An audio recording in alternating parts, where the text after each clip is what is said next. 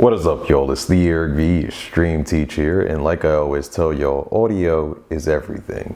So because of that, Elgato sent me their brand new first XLR mic. It's called the Wave DX. So what we're gonna do is investigate what's inside the box, the build quality, the features, and of course, comparisons to other popular microphones that you may have heard before. So let's check it out. Class is in session. Here's what's in the box. The Wave DX microphone itself, the swivel mount, the 3/8 and the 5/8 thread adapters, and the quick start guide. So as you can tell, not a whole lot comes with it. No stand like you might be used to with the Wave 3 microphone. So there's a few things that you have to make sure that you purchase, such as a mic arm. You can choose Elgato's mic arm or the low profile variety, which I'm using right now. And because this is an XLR microphone, you can't just plug and play it into your computer. You would have to get phantom power. In this case, I'm using the Wave XLR preamp and mixer made by Elgato. Elgato also provided me with the female to male XLR cable that allows me to plug in the Wave DX into the Wave XLR, so you will need one of those as well. As far as the build quality, it is very sturdy. It feels professional, not very flimsy, not plasticky at all, if you will. I want to tap on the microphone so you can hear how it sounds, but just take my word for it. I know that if I tap on the microphone, that won't be a good listening experience for you. There is an internal pop filter, so one isn't necessary externally, so you don't need to worry about blocking your face, because I'm sure it's beautiful. When it comes to the build, you don't have any controls over the microphone itself because it is an XLR microphone, so the microphone itself doesn't have any power. So there's no mute button that you might be used to if you're using a Wave microphone, nor are there any lights or any interfaces on the microphone itself. You have to do all of that through the Wave XLR or whatever device you use for your preamp needs. Here's the specs for the nerds. And if you use Elgato's Wave XLR, that means you can use Elgato's Wavelink software, which I talked about a little bit more in my Wave 3 microphone review. But this allows you to have complete control over your audio devices, as well as my favorite feature, the clip guard, which means no matter how loud I get, I am going to sound okay. Woo! Woo! So the Wave XLR, it's pretty clutch. Here are all my current settings within the Wavelink program, just so you can see exactly what I'm using. I'm using basically the same settings that came out of the box when I unboxed the Wave XLR. The only thing I changed was taking off the 48-volt phantom power because that was suggested by Elgato in the guide. So it's off. Should sound great. I have my input gain set to 45 decibels because that was also suggested by the quick start guide, and I left everything else on default. The only things we have on is the 80 Hertz low cut filter, which is default to the device, as well as the clip guard that I demonstrated earlier.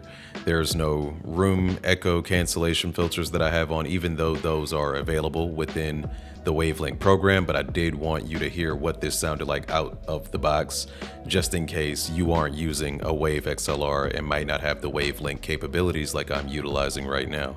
So this is most likely what your device will sound like, no matter what device you plug your Wave DX into. So I've been using this on a few streams. I had to keep it off camera so I couldn't have it in front of my mouth like suggested. The best position for this microphone is to talk into the end of it, with it about 3 to 5 inches away from your face. I just use 4 fingers as a general rule of thumb, even though I'm not involving my thumb in that, to know exactly where I want my microphone placed. So when it comes to using it on stream, I've had it a bit further away with the gain turned up a little bit to compensate for the distance, but I have been using it to record my Patreon exclusive podcast, Stream of Consciousness. Feel free to check it out. And it's been sounding amazing. I've been very pleased with the quality of it, but don't take my word for it. Here's a quick comparison. I prefer the potato salad, please. I prefer the potato salad, please. I prefer the potato salad, please. I prefer the potato salad, please. I prefer the potato salad, please. So I think the question that most people might want to know is it worth upgrading to? At $99 for a high quality microphone, I think it's a great price. If you have all the equipment that is needed or suggested to be able to use it. If you're starting from the ground floor and this is your first microphone, there is a bit of a barrier of entry to be able to even use it. So if you're just starting out as a streamer, I would suggest something a little bit more entry level like the Wave 1 or the Wave 3 microphone, because it comes with an arm, it's USB capable, you can plug it right in and get started. If you are debating whether or not you should get a Shure SM7B, I would suggest the Elgato Wave DX. With the Wave DX itself, that's $99. With the Wave XLR that I'm using to interface with it, that's $159. And with the Wave mic arm or the low profile arm, they are both $99. And with the female to male XLR cable, that's an additional $8. That comes out to around $365. Again, if you already have an arm, if you already have an XLR cable, if you already have phantom power, all good to go. But if you're just starting out and you don't have literally any equipment, I wouldn't say this is entry equipment or starter equipment. This is, are we getting serious about streaming equipment? Premium product. Feels like one, sounds like one, works like one, costs like one. There will be bundles available on elgato.com when they become available for you to use. I will post the link in the description so that you can quickly purchase them, as well as the link for the Wave DX microphone itself.